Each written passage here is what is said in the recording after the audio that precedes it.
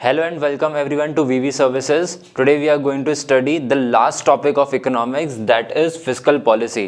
So जैसे कि आपने अभी पढ़ा होगा इन्फ्लेशन के बारे में, मनी सप्लाई के बारे में, तो ये सब पूरे कनेक्टेड होते हैं फिस्कल पॉलिसी से। फिस्कल पॉलिसी क्या होती है? एक एनुअल बजट के साथ साथ एक गवर्नमेंट एक पॉलिसीज निकालती है जिसके थ्रू कंट्री पूरा अपना बजट को रन करती है। किस तरीके से उनके पास टैक्सेशन आएंगे, किस तरीके से गवर्नमेंट एक्सपेंडिचर करेगी, किस किस फॉर्म में एक्सपेंडिचर करेगी और उससे जो एक्सपेंडिचर करेगी उससे कितना पैसा कमाएगी। जनरली यहाँ पे हम दो वर्ड समझेंगे, एक है एक्सपेंडिचर और एक है रेवेन्यू जनरेशन।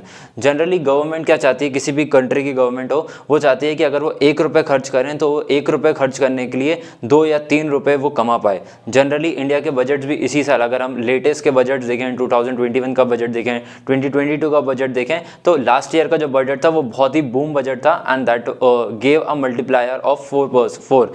इसका मतलब ये कि गवर्नमेंट अगर 1 रुपये खर्चा कर रही थी तो उसके लिए उनको 4 रुपये का फायदा हो रहा था, 4 रुपये का रेवेन्यू जनरेशन हो रहा था। सिमिलरली गवर्नमेंट ने जो इस साल 2022 का टारगेट दिया है वो भी 3 रुपीज़ का टारगेट दिया, 3 रुपीज़ का मल्टीप्लायर दिया है। इसका मतलब ये कि अगर गवर्नमेंट 1 रुपये खर्चा करेगी तो उसके लिए वो 3 रुपये का रेवेन्यू जनरेट करेगी।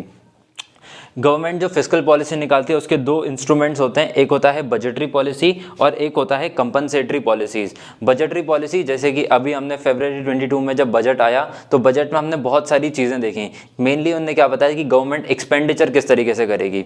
फॉर एग्जाम्पल जैसे इंडिया ने government last year Indian government ने 7.4 लाख करोड़ का एक्सपेंडिचर किया था, तो इस साल गवर्नमेंट ने उसको इंक्रीज़ करके 15-20% इंक्रीज़ करके और उन्होंने एक फोरकास्ट बूम दिया है कि हम इससे भी ज़्यादा 15-20% का हाइक देते हुए ज़्यादा एक्सपेंडिचर करेगी इस साल government. Though their target is even more higher कि वो 25% तक अचीव करना चाहते हैं target, but not on being the optimistic side, they want to take it slowly. So वो हमने बजट में देखा था।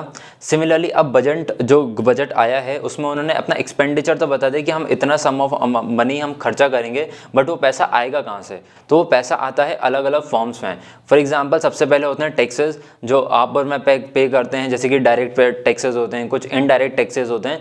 जो डायरेक्ट टैक्सेस होते हैं दैट इन्वॉल्व कि मान लीजिए कि आपने 10 लाख रुपये कमाया साल का, तो 10 लाख रुपये पे आप जिस भी टैक्स स्लैब पे आएंगे उसके अकॉर्डिंग आप परसेंटेज पे कर दोगे गवर्नमेंट को in the form of direct tax. Similarly बहुत सारे इनडायरेक्ट टैक्सेस होते हैं, जीएसटी होता है या फिर गवर्नमेंट रन ऑर्गेनाइजेशंस होते हैं जिनके थ्रू गवर्नमेंट रेवेन्यू जनरेट करता है। At the same time India में लास्ट 2 साल में हम देख रहे हैं प्राइवेटाइजेशन बहुत ज़्यादा इंक्रीज हो रहा है, तो प्राइवेटाइजेशन के थ्रू भी गवर्नमेंट रेवेन्यू जनरेट करती है जो कि फिर वो एक्सपेंडिचर में लगाती है, ताकि जितना ज़्यादा गवर्नमेंट एक्सपेंड करेगी उतना ही ज़्यादा लोग उनको रेवेन्यू जनरेट करके देंगे। नाउ बजटरी पॉलिसी में यहाँ पे 3 पॉइंट्स डिस्कस होते हैं। फर्स्ट सबसे पहला होता है बजट डेफिसिट।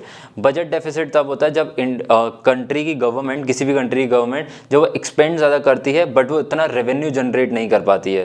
जैसे कि अगर हम लास्ट ईयर का बजट देखें तो लास्ट ईयर गवर्नमेंट ने बहुत ज़्यादा पैसा खर्चा किया था, चाहे वो हम डिफेंस सेक्टर पे ले लें, चाहे हम वो रोड एंड रेलवेज के ले लें, तो गवर्नमेंट ने काफ़ी ज़्यादा पैसा खर्चा किया था, बट जो रेवेन्यू जनरेशन था that was not so much optimistic. So ऐसे बजट में आता है बजट डेफिसिट। तो ऐसे जब बजट में जब कंट्री की गवर्नमेंट के पास पैसा कम हो जाता है तो गवर्नमेंट कुछ नए रिफॉर्म्स लेकर आती है जिससे कि वो बैलेंस आउट कर पाए, जितना वो जनरेट कर रही है या जितना वो एक्सपेंडिचर कर रही है उतना ही रेवेन्यू वो जनरेट कर पाए, ताकि बैलेंस बना रहे किसी भी कंट्री का।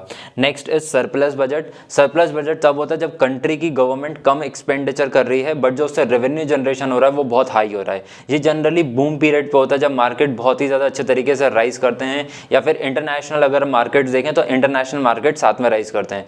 जैसे कि हमने 2000 वाला एरा जब देखा था तो उस टाइम पे काफ़ी ज़्यादा बूम मार्केट चल रहा था और सारी ही कंट्रीज़ के, चाहे हम उनके स्टॉक मार्केट देखें, चाहे हम उनके सेंसेक्स देखें या चाहे हम उनकी जीडीपी ग्रोथ देखें, तो पूरी वर्ल्ड की इकोनॉमी एक साथ बिल्डअप हो रही थी। बट सिमिलरली अगर हम पिछले, जब से कोविड आया है फ्रॉम 2019 टू 2022 अगर हम एरा देखेंगे तो ये बजट डेफिसिट वाला एरा गया है, बिकॉज इस टाइम पे बुल मार्केट स्टार्ट हो गया है, लोगों ने एक्सपेंड करना, थोड़ा खर्चा करना कम कर दिया है and they have shifted their economic ideology a little bit due to this covid pandemic. Last is balanced budget. Balance budget किसी भी कंट्री के लिए आइडल बजट होता है जब जितना कंट्री एक्सपेंडिचर कर रही है उतना ही वो रेवेन्यू उससे जनरेट कर पाए या उससे ज़्यादा रेवेन्यू जनरेट कर पाए, ताकि कंट्री के पास बैलेंस्ड आउट सिचुएशन चलते रहे और कंट्री की जो ग्रोथ होगी इस वजह से वो लीनियर ग्रोथ होगी, कंट्री में डिप्स नहीं आएंगे continuously. Next is compensatory policies. Compensatory policies में आता है सबसे पहले बिल्ट इन स्टेबलाइजर्स। जैसे कि हमने यहाँ पे टर्म्स देखे थे, बजट डेफिसिट। तो जब बजट डेफिसिट चल रहा होता है, जैसे कि अगर हम 2020 वाला एरा देखें, जब जस्ट कोविड आया था, तो कोविड आने के बाद हमारे कुछ ऐसे सेक्टर्स है जहाँ पे इंडियन गवर्नमेंट बहुत ज़्यादा पैसा नहीं खर्चा करती थी। फॉर एग्जाम्पल जैसे हेल्थ केयर सेक्टर हो गया।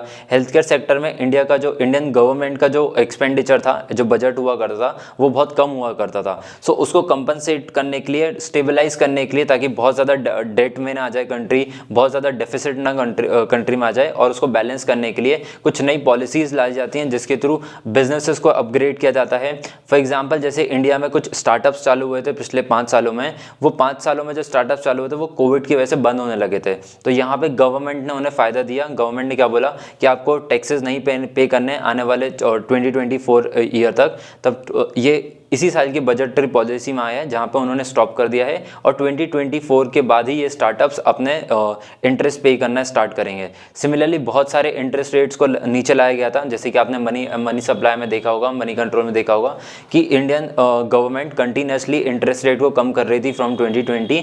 बट इस साल क्योंकि अब इंडिया की इकोनॉमी वापस से स्टेबलाइज होना स्टार्ट हो गई है, और क्योंकि इन्फ्लेशन का रेट बहुत ज़्यादा बढ़ चुका है कंट्री में, तो इन्फ्लेशन के रेट को कम करने के लिए गवर्नमेंट ने पिछले 1-2 हफ्ते में, अगर हम जनवरी 2022 देखेंगे, तो जनवरी 2022 में कंटिन्यूसली इंडियन गवर्नमेंट ने बताया कि अब हम इमीडिएटली इंटरेस्ट रेट को वापस बढ़ाना स्टार्ट करेंगे।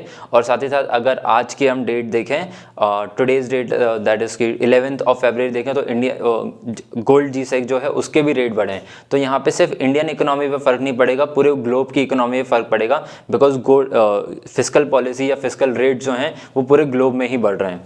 Next is discretionary fiscal policy. Discretionary fiscal policy तब आती है जबकि बैलेंस्ड बजट होता है। जब बैलेंस्ड आउट किसी भी कंट्री में चल रहा होता है, तब आते हैं डिस्क्रिशनरी पॉलिसीज़, जहाँ पे बहुत ज़्यादा चेंजेस नहीं होते हैं। उस बैलेंस्ड आउट पेमेंट को किस तरीके से कंटिन्यू करना है, या फिर जो लीनियर ग्रोथ चल रही है कंट्री की, उसको किस तरीके से मेंटेन करना है, ये आता है डिस्क्रिशनरी पॉलिसी में।